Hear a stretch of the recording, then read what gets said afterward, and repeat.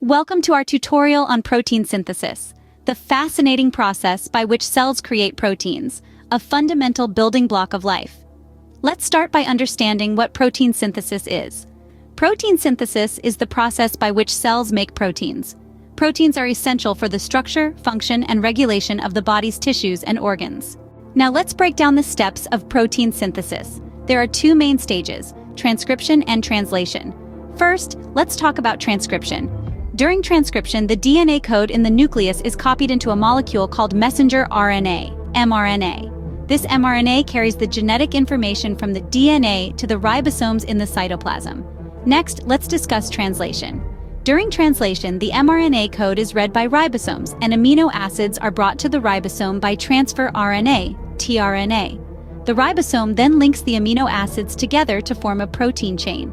Now let's talk about the role of ribosomes in protein synthesis. Ribosomes are cellular structures where protein synthesis takes place.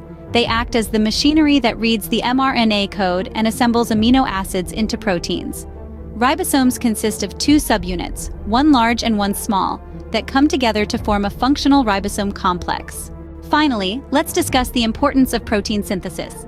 Protein synthesis is crucial for various cellular functions, including growth, repair, and regulation. Proteins serve as enzymes, hormones, antibodies, and structural components of cells and tissues. In summary, protein synthesis is a complex but essential process that cells use to create proteins, the building blocks of life. Thanks for watching our tutorial on protein synthesis. We hope you found it helpful.